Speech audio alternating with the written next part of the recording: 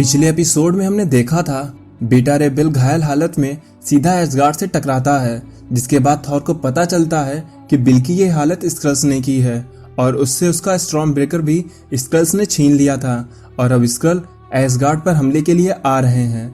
अब आ गए। आज का एपिसोड शुरू होता है थॉर से। थॉर ये बात समझ गया था कि उसका मुकाबला जिनसे होने वाला है वो कोई मामूली स्क्रल्स नहीं है, क्योंकि उन्होंने बेटा रे बिल को हराया था, जो कि थॉर की जितनी ही पावर और स्ट्रेंथ को होल्ड करता है। और इसलिए थॉर अपने म्यूनिर से वहां पर स्टॉर्म को बुलाता है और देखते ही देखते जहां ब्रॉक्सटन के आसमान में खिलखिलाती धूप थी उसे अब काले बादल घेरने लगते हैं और तूफान की खबर अब न्यूज पर भी आने लगती है। ब्रॉक्सटन के लोग तूफान आने पर क्या करना है इस बात को अच्छी तरह से जानते थे, क्योंकि वहां अक्सर तूफान आते रहते थे। लेकिन इस समय बेमौसम में तूफान वहां कभी नहीं आया था। लेकिन फिर भी ब्रॉक्सटन के मेयर सभी को एक बड़े से बंकर में छुपने का ऑर्डर देते हैं, जिससे वहां सभी लोग मानते भी हैं और उस बिल्डिंग में जाने लगते हैं। मेरी भी वहां जाते हुए अपनी नर्स से डॉक्टर ब्लेक के बारे में पूछती है, जिसपे उसकी नर्स बोलती है डॉक्टर ब्लेक भी जल्दी ही आ जाएंगे।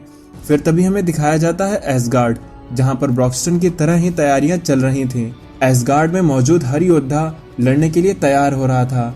बार्डर लोकी से पूछता है, ट्रिक्स्टर तुम यहाँ पर खड़े होकर क्यों स्माइल कर रहे हो?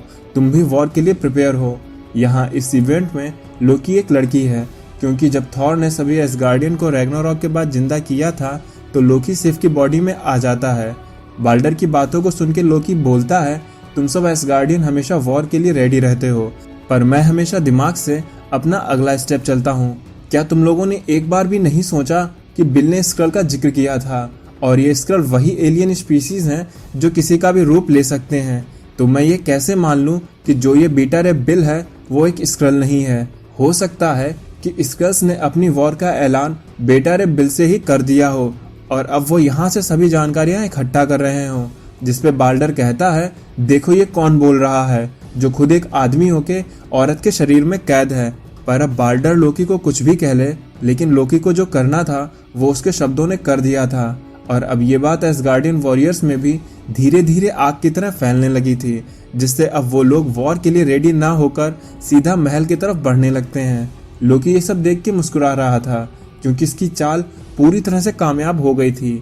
जब सभी वॉरियर्स महल की तरफ आते हैं तो उन्हें बाल्डर रोकता है और उनका विरोध करने का कारण पूछता है, लेकिन एसगार्डियन वॉरियर बाल्डर की कहाँ सुनने वाले थे। वो तो बेटा रे बिल को ही स्क्रल समझ रहे थे और फिर वो सभी वॉरियर्स बाल्डर से ही लड़ने लगते हैं। तभी एक थंडर वहां उनके बीच में आकर के गिरती है। बाल्डर कहता है, शुक्र है थॉर तुम आ गए। थॉर कहता है, क्या तुम सब लोग पागल हो गए हो? जिसपे बाल्डर थॉर को बताता है कि ये सब लोग बिल को स्क्रल समझ रहे हैं और उन वॉरियर्स का ऐसा सोचना लाजमी भी था, क्योंकि स्क्रल्स किसी का भी रूप लेने में माहिर होते हैं। तो ये हो सकता है कि बेटा रे बिल उन स्क्रल्स की सोची समझी साजिश हो। तब थॉर कहता है, अगर ऐसा है कि तुम लोगों को बेटा रे बिल पर शक है तो मेरे पीछे आओ। थॉर बिल के रूम में आता है और बिल से बोलता है, भाई मेरे लोग तुम पर विश्वास नहीं कर रहे हैं और तुमको एक स्क्रल समझ रहे हैं, इसलिए तुम ये म्योनिर को लो और इनको साबित करो कि तुम कौन हो। फिर थॉर अपना म्योनिर बिल की तरफ फेंकता है और फिर तभी बिल म्योनिर को पकड़ के बोलता है, मैं फिर से जी उठा। म्योनिर के उठाते ही वहां सभी एसगार्डियन को अब ये विश्वास हो जाता है कि बेटा रे बिल असली है और वो कोई स्क्रल नहीं है। थॉर जो कि ये ब्लेक बन चुका था उन सभी से कहता है कि अब तो तुम सबको यकीन हो गया ना कि ये मेरा भाई बिल है। पर बाल्डर थॉर से कहता है, उन्हें इस वॉर में थॉर की जरूरत है, इन एसगार्डियन वॉरियर को लीड कौन करेगा? तो थॉर कहता है, तुम मेरे भाई, तुम और बिल साथ में मिलकर इस वॉर को लीड करना।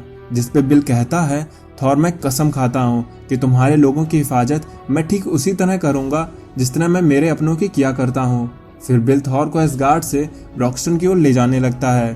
थॉर बताता है कि उसने ब्रॉक्सटन में किसी से वादा किया है कि वो उसका बच्चा डिलीवर करके ही जाएगा।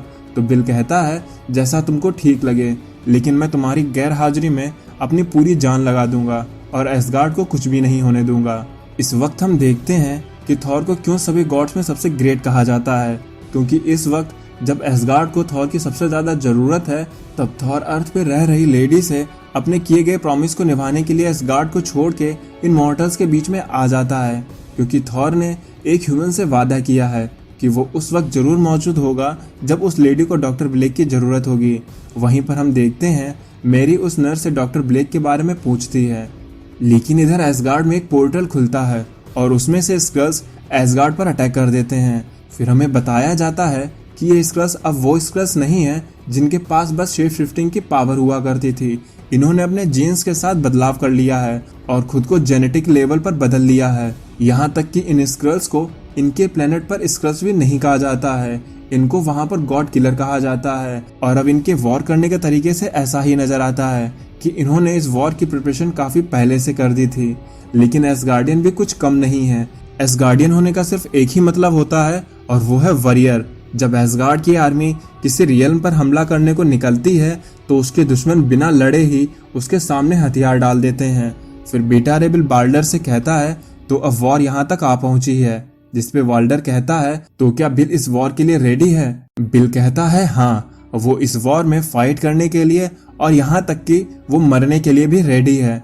अब बिल रेडी होते हुए अपने वॉरियर से कहता है इन स्क्रल्स के साथ कोई भी रहम मत करना, इनको आज तुम दिखा दो कि अगर वो हमसे वॉर चाहते हैं तो उन्हें ऐसी वॉर मिलेगी जिसके बाद वो कभी हमसे वॉर के लिए भी नहीं कहेंगे। इधर ब्रॉक्सटन में मेरी के पास अब डॉक्टर ब्लेक आ जाते हैं। फिर ब्लेक वहां से दूर जाके अकेले बैठ के चाय पीते हुए अपने एसगार्ड के बारे में सोचने लगता है। पर तभी ब्लेक के पास नर्स आती है और ब्लेक को गुमसुम देख के बोलती है कि क्या ब्लेक इस थंडर से डर रहा है। अब उस लेडी को कौन बताए कि वो जिससे ये बात बोल रही है वो खुद में ही एक थंडर है। थॉर उस नर्स को कुछ जवाब दे पाता कि तभी वहां पर कुछ आदमी बोलने लगते हैं कि वो खुद को इस जगह पर छुपा के नहीं रह सकते हैं। उन्होंने 99, 82 और 80s में भी ऐसे तूफान का सामना किया है और इसलिए उन्हें बाहर निकलना ही होगा। वो लोग यहाँ पर खुद को इस जगह में बंद करके नहीं रह सकते हैं। तभी थॉर उन आदमियों के पास आता है और उनसे कहता है कि वो लोग यहीं पर रह के खुद को सेफ रखें। बाहर सच में ही एक खतरनाक तूफान है, उन्हें चोट भी लग सकती है। जिसपे एक आदमी कहता है तुम सही कह रहे हो, लेकिन इस तूफान की वजह से वो अपने पड़ोसियों को नहीं भूल सकते हैं। यहाँ पर ये आदमी एसगार्ड की बात कर रहा है। यहाँ पर वो आदमी फिर से कहता है कि मैं जानता हूँ वो एसगार्डियन लोग हमसे भी ताकतवर हैं और हमारे जैसे इंसान नहीं हैं, लेकिन एक इंसान का फर्ज होता है कि वो अपने आसपास के लोगों का ध्यान रखे और आज वो लोग किसी मुसीबत में हैं। हमने खिड़कियों से देखा है कि एसगार्ड में इस तूफान में भी आग लगी है, इसलिए हमें उनकी मदद करनी ही होगी। थॉर उन लोगों की बात सुन के सोचने लगता है मैं इन इंसानों के बीच में काफी समय से हूँ पर मैं इनको अभी तक नहीं समझ पाया।